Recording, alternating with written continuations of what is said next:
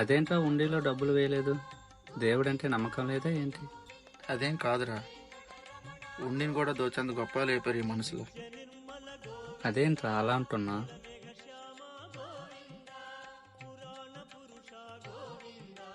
నేను వేసి 10 రూపాయలు దేడి వరకు వెళ్ళవు కదా, అదే ఆకలితో ఉన్నవాడికి ఇస్తే ఎంతో సంతోషపడతాడు. అందుకే వేయలేదురా. సారీరా, నేను ఎవరిని తప్పట్టాలని కాదు, ప్రస్తుతం జరుగుతున్న కాలంలో నా యొక్క ఆలోచన అంతే. నువ్వు చెప్పేది నిజమేరా. దేవుడు ఉండిలో వేలు లక్షలు వేసే కోటేశ్వర్లు నీలాగే ఆలోచించి ఏమీ లేని వాళ్ళకి సహాయం చేస్తే మన సమాజం ఎంతో బాగుపడుతుంది. ఇక నుంచి నేను కూడా నా తోచినంత సహాయం చేస్తానురా. సరే పదరా వెళ్దాం.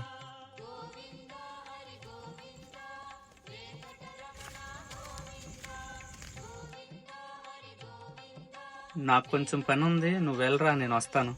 బాయ్ రా.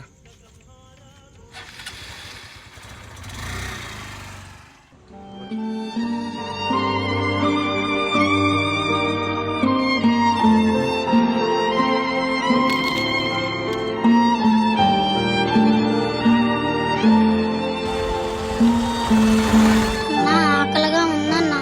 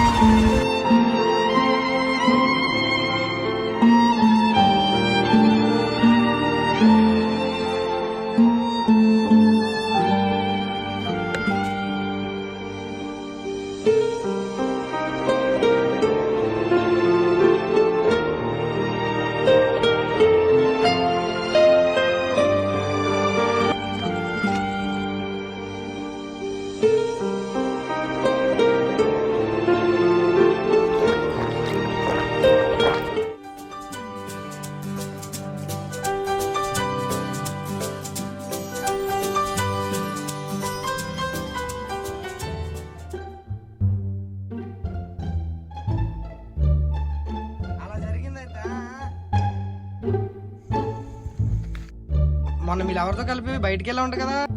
లేదురా బాబు. జాగ్రత్త, మీ మామకు తెలిసిందనుకో ఇరగదీస్తాడులే. అంత సీన్ లేదురా. ఆడి సంగతి పక్కన పెట్టు. నిన్న వీడు లవర్స్ తో కలిపి వైజాగ్ మొత్తం దున్నేశాడుగా. ఆర్కే పెంచి జూ పార్కు, కైలాసగిరి. చాలా ఆపు, నా ఇష్టం. మీరు తిరిగినా మేమేమని అన్నామా? ఇక చాలా ఆపండ్రా బాబు.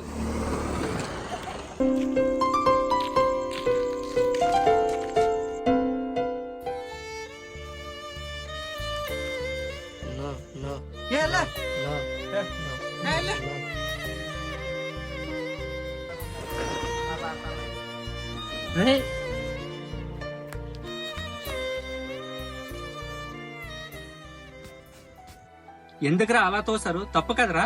నీకెందుకురా, నా ఇష్టం. అరే అది కాదురా, ఇలాంటి వాళ్ళకి సాయం చేస్తే మంచిదే కదరా. వచ్చాడండి ధర్మప్రభు. అది కాదురా, నేను చెప్పేది వినండిరా. మాకు తెలుసు, వెళ్ళి నువ్వు నీ పని చూసుకోపో. సరేరా వెళ్తా, కానీ ఒక్కటి మాత్రం నిజం. నీది నాది మనది అని చెప్పుకునేది ఆకలి మాత్రమే. అయినా ఈ సమాజంలో జరిగే దోపిడీలు, దొంగతనాలు, హత్యలు జరిగేవి కేవలం ఆకలి కోసం మాత్రమేరా. అది ఏమైనా చేస్తుంది, ఎంతటికైనా దిగజారుస్తుంది. ఎంత పెద్ద ధనవంతుడైనా పేదవాడైనా కోరుకునేది ఒకటేరా, ఆకలి అనే బాధ లేకపోతే ఎంతో బాగుండు కదరా. మనం ఏ పని చేసినా తప్పైనా ఉప్పైనా అది కూటు కోసమేరా.